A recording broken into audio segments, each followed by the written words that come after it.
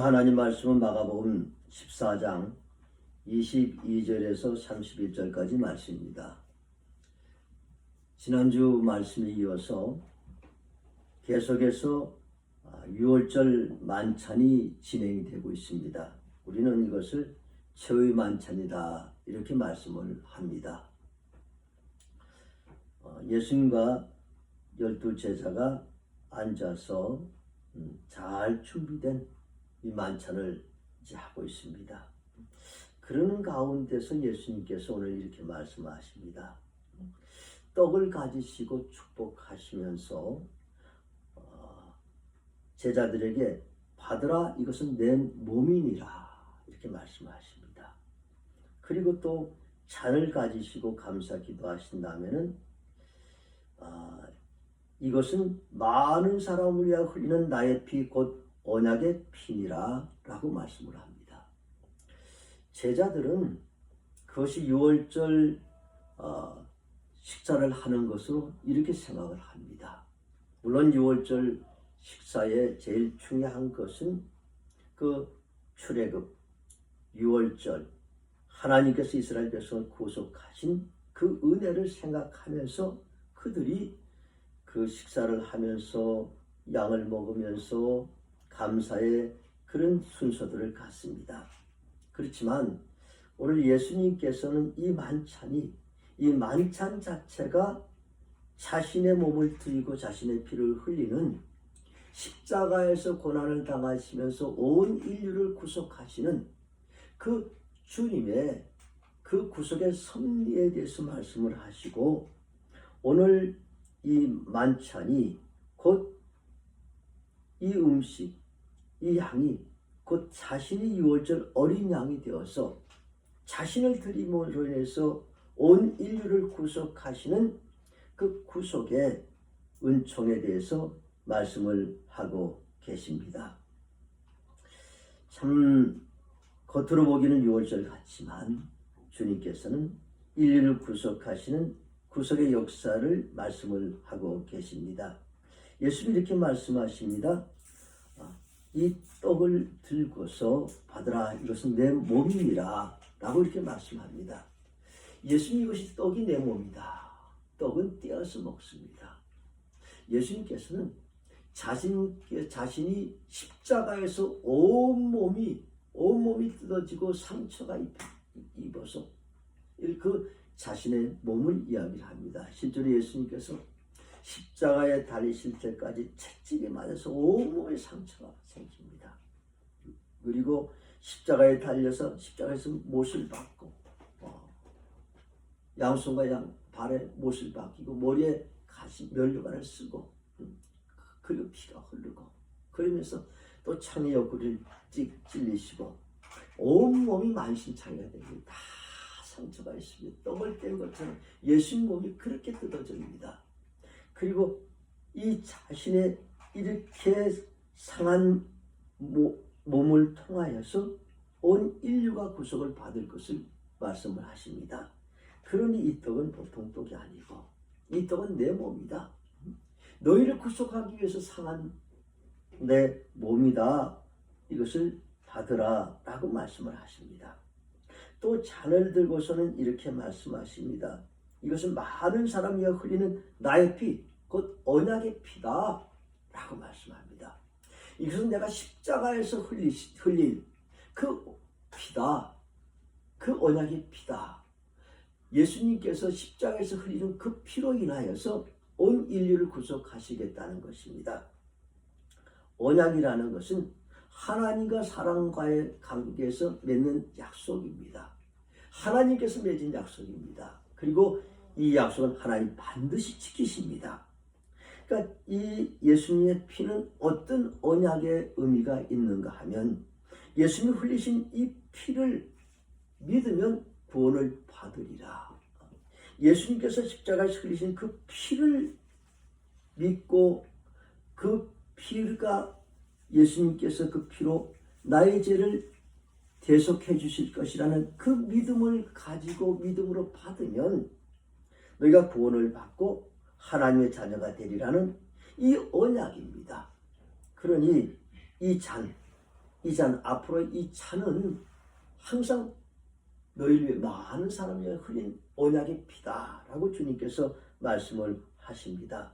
실제로 예수님께서는 그 만찬, 이제 우리는 그걸 성만찬이라고 합니다. 그 만찬에 임하시면서 이 만찬이 성만찬이고 온 인류를 구속하신 하나님의 구원의 역사가 다시 한번 이 성만찬 안에서 재현될 것을 예수님께서 말씀을 하십니다. 그렇습니다. 오늘도 우리는 이 성만찬을 계속해서 이어가고 있습니다. 기독교엔 두 가지 성례가 있습니다. 하나는 세례고 하나는 성만찬입니다. 성례라는 것은 비가시적인 하나님의 은총, 보이지 않는 하나님의 은총을 가시적인 매체를 통해서, 보이는 매체를 통하여서 하나님의 그 은총을 받는 것, 이것이 성례입니다. 그래서 첫째는 세례. 우리가 세례를 받을 때는 성부와 성자와 성령의 이름으로 세례를 줍니다.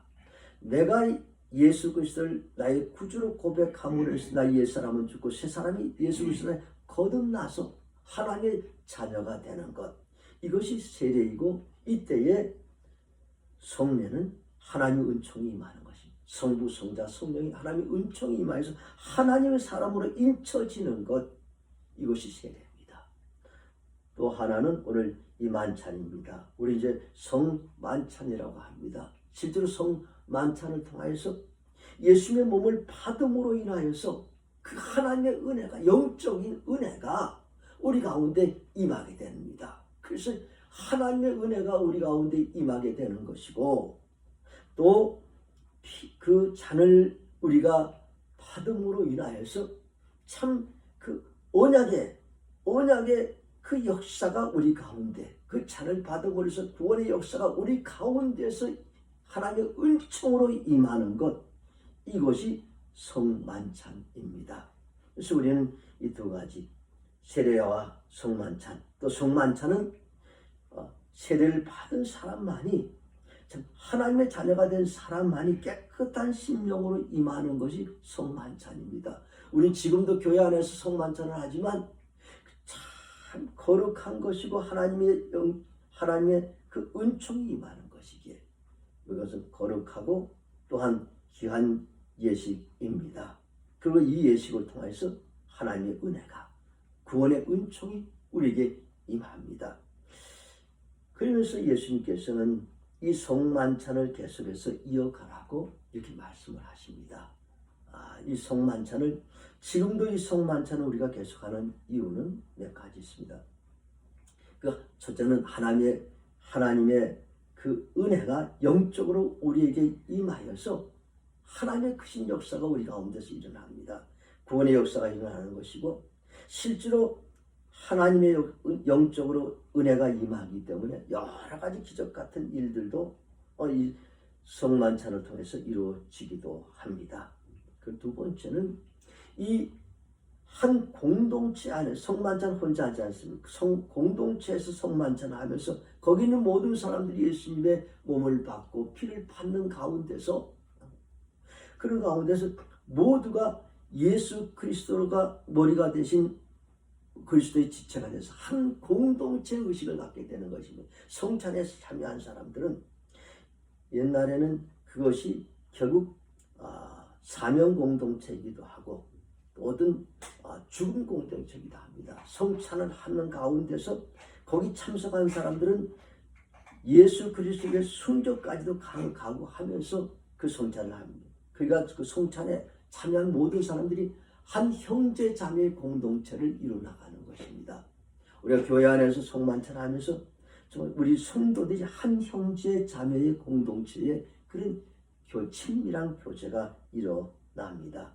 그 세 번째는 우리가 이 성만찬을 통하여서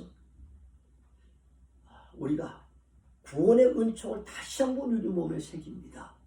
하나님의 은혜가 우리에게 임합니다. 그러면서 우리가 받은 그 구원의 은총을 전하기를 원하는 것이 또한 성만찬의 뜻이기도 합니다. 우리가 구원을 받았습니다. 얼마나 은혜입니까? 얼마나 구원받은 것이 복된 소식입니까? 이 복된 소식을, 이 복음을 세상 끝까지 전하는 이것이 또 우리에게 사명이며, 이 은혜는 항상 또한 사명으로 전해지는 것. 그러기에 우리가 지금도 성만찬을 하고 있습니다. 오늘 예수님께서 이렇게 말씀합니다. 진실로 너희에게 이르니 내가 포도나무에서 난 것을 하나님 나라에서 새 것으로 마시는 날까지 다시 마시지 아니하리라. 예수님 말씀. 오늘 이 땅에서 이 만찬은 끝이다. 최후의 만찬이다. 이것은 최후의 만찬이고, 우리가 다시 만찬을 할 때는 하나님 나라에서 우리가 할 것이다. 하나님 나라에서 새 것으로 마실 것이다.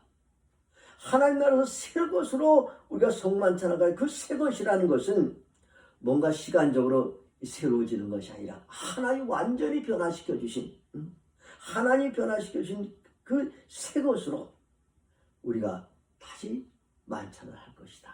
그때까지 이 땅에서는 마시지 않고 이 땅에서는 이것이 마지막이다. 그 하나님 예수님께서 그 제자들에게 새로운 하나님 나라의 그 꿈을, 그 비전을 제자들에게 이렇게 보여주십니다. 그렇습니다. 언젠간 우리가 하나님 나라에서 새 것으로 예수님과 함께 마시는 그런 만찬이 있을 것입니다. 그 다음에 그 만찬을 다 한 다음에 그들이 다 찬송하고 감사하고, 그리고 이제 감람산으로 갑니다. 감람산, 우리가 겟세마네 동산이 감람산으로 갑니다. 그 기도하기 위해서 가시죠. 예수님께서 그 감람산에 올라가셔서 또 이런 말씀하셔요. 제자들에게 이르시되 너희가 다 나를 버리리라. 다 나를 버리리라. 근데 이것은 성경의 스가랴 13장 7절에 기록된 바 내가 목자를 치니 양들이 흩어지리라 하였으니라. 예수님은 또 예수님께서 청천벽력 같은 말씀을 너희가 다 나를 버리리라. 제자를 다 나를 버리겠다는 것입니다. 참 목자를 치니까 양이 다 흩어지는 것처럼 예수님 치니까 제자들이 다 흩어지고 다 나 예수님 모른다고 부인하고 그리고 다 자기 살 길로 다 도망가리라. 이렇게 말씀을 합니다. 그러면서 한 가지 더 말씀합니다. 그러나 내가 살아난 후에 너희보다 먼저 갈릴리로 가리라. 뭐 살아난 후에 먼저 갈릴리로 가리라. 참 이 말씀을 하시는 것은 예수님께서 부활하시겠다는 것입니다. 그러면서 다시 내가 먼저 갈릴리로 갈 터이니 그 갈릴리에서 만나자 라고 예수님 이렇게 말씀을 하십니다. 그런데 그 말씀을 듣고 나서 베드로가 이 의기충천한 이 베드로가 가장 먼저 이야기합니다. 여짜오되 다 버릴지라도 나는 그리하지 않겠습니다. 다 버려도 저는 주님 버리지 않겠습니다. 그때 예수님께서 말씀하셨어요. 내가 진실로 내게 이르니 오늘 이 밤 달기 2번 울기 전에 내가 3번 나를 부인하리라. 그렇게 다 버려도 그리하지 않겠습니다. 근데 예수님께서 다 울기 전에 이 밤에 3번이나 부인할 것이다. 그랬더니 베드로가 어떻습니까? 힘있게 말하되 아주 강조해서 말합니다. 내가 주와 함께 죽을지언정 주를 부인하지 않겠습니다. 모든 제자도 똑같이 이렇게 말씀했습니다. 참 오늘 우리가 이 말씀을 참 읽으면서 많은 생각을 합니다. 예수님께서 3년 동안 제자 훈련을 시키셨습니다. 그런데 그 3년 동안 제자 훈련을 시킨 결과가 이렇습니다. 다 선생님을 다 버리고 다 모른다 그러고 버리고 다 도망갔습니다. 예수님 제자 훈련이 성공입니까? 실패입니까? 예수님께서 3년 동안 제자 훈련을 시키셔도 그 제자들이 다 도망갔기에 예수님의 제자 훈련도 성공하지 못했다 생각을 합니다. 참 잘 가르쳤던 건 분명하지만 이 받아들이는 사람들이 어떻게 받아들였는가 참 많은 생각을 합니다. 우리가 교육을 하는 사람들이 참 열심히 교육했는데도 그 제자들이 바른 제자들이 된다면 얼마나 참 좋겠습니까? 그런데 참 세상의 스승 제자와는 예수님과 제자는 또 다릅니다. 세상의 제자들은 스승 선생님들은 혹 제자들이 버리고 부인하고 모른다 그러고 욕하고 떠나면 그냥 그것을 끄실 수가 있습니다. 그래서 오늘 예수님은 그렇지 않습니다. 예수님의 제자들이 다 실패했어요. 그렇지만 하나님은 어떠신 분이십니까? 우리가 실패해도 버리지 아니하시고 우리가 부족해도 버리지 않습니다. 예수님 제자들이 다 실패해버렸죠. 그리고 예수님 생각에도 아주 부족한 제자들입니다. 그렇지만 제자들은 예수님을 버려도 예수님 끝까지 제자들 버리지 않습니다. 다시 갈릴리로 와라. 그 갈릴리에서 다시 한번 우리가 하나님의 사역을 도모하자. 예수님 버리지 않습니다. 그렇습니다. 지금도 역시 마찬가지입니다. 우리는 주님을 버려도 주님은 우리를 버리지 않습니다. 우리를 기다리시고 또 우리를 사랑하시고 다시 격려하시고 돌이키시기를 원하셔서 우리를 하나님의 일꾼으로 세우시기를 원하시는 그것이 하나님의 은혜입니다. 그러기에 이것은 우리에게 또 복음이기도 합니다. 그러면서 오늘 참 베드로와 제자들이 이처럼 강하게 부인을 하죠. 다 주와 함께 죽을지언정 주를 부인하지 않겠습니다. 베드로는 다 버려도 저는 그러지 않겠습니다. 하지만 참 우리가 생각할 것이 참 우리가 하나님 앞에 장담할 수가 없습니다. 참 우리는 참 연약한 존재입니다. 사람은 자기 마음을 정확히 알지도 못하고 또 자기 뜻과도 세상이 달리 움직일 수도 있는 것입니다. 사람은 앞날을 알 수 없는 존재입니다. 그러기에 우리는 항상 하나님과 사람 앞에 겸손한 것이 참으로 중요합니다. 아무리 다 버릴지라도 저는 그러지 않겠습니다. 주와 함께 죽을지언정 버리지 않겠습니다. 이렇게 장담을 해도 그것을 지키지 못하는 것이 인간의 연약함입니다. 그러기에 참 우리가 늘 주님 앞에 장담, 주님 앞에 맹세, 이거 금물입니다. 언제 우리가 바뀔지 모르는 것이죠. 또 역시 마찬가지, 사람 앞에도 역시 마찬가지입니다. 우리는 우리의 말에 대해서 책임을 져야 됩니다. 그런데 사람이 말에서 책임지기가 참 쉽지가 않습니다. 그러기에 될 수 있으면 사람들에게 장담하지 말아야 됩니다. 또 큰 약속들을 하지 말아야 됩니다. 참 우리가 선교하면서도 가끔 가다 보면 실망할 때가 있습니다. 그렇게 어떻게 헌금하겠습니다라고 다 철석같이 이렇게 이야기를 하시고도 시간이 지나도 묵묵부답 아무런 연락이 없는 경우들이 또 가끔 있는 것을 볼 수가 있습니다. 참 우리가 어떤 것을 약속을 하면 그것을 이룰 때 그대로 하면 되는 것입니다. 미리 장담을 하고 큰 소리를 치고서 그리고 나서 그 일을 할 필요는 없습니다. 늘 우리 자신이 연약하다는 것, 내 자신이 연약한다는 것을 알고서 내가 겸손한 것, 하나님과 사람 앞에 참 중요한 것입니다. 오늘 이 제자들은 결국은 다 베드로도 부인하게 되는 것이고 11 제자도 다 예수님 몰라라 하고 그리고 예수님 버리고 떠나가 버리고 맙니다. 참 오늘 우리가 이 베드로 또 제자들 참 잘못했다 이렇게 우리가 말씀할 수 있겠습니까?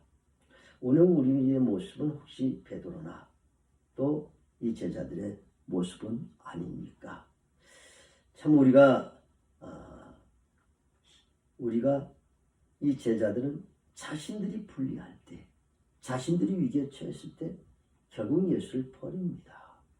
우리도 역시 똑같은 인간일 수 있습니다. 이들처럼 연약할 수 있습니다.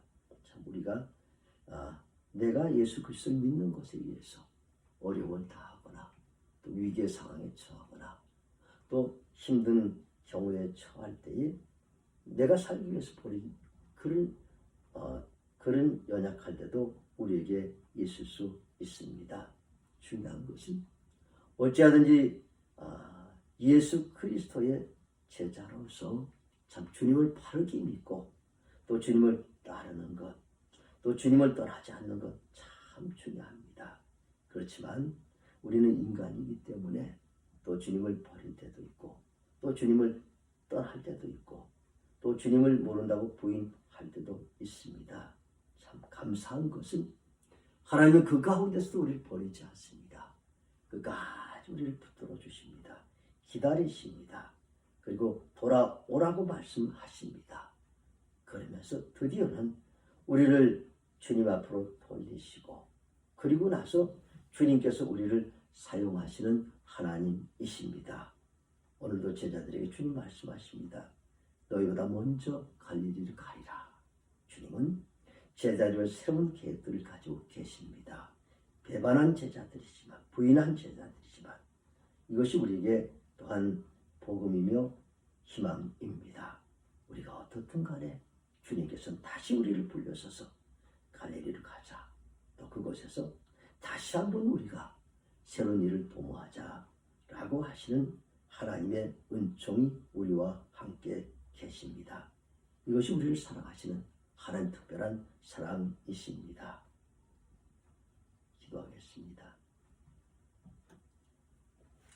하나님 참 감사합니다. 당신의 몸을 찢으시고 피를 흘리셔서 우리를 구속하신 하나님 예수 그리스도의 그 크신 은혜에 감사를 드립니다. 그러면서 지금도 계속해서 성만찬을 통하여서 이것은 내 몸이니라 받으라. 이것은 나의 피 곧 언약의 피니라 받으라 라고 우리에게 말씀을 하십니다. 참 주님의 은혜가 큽니다.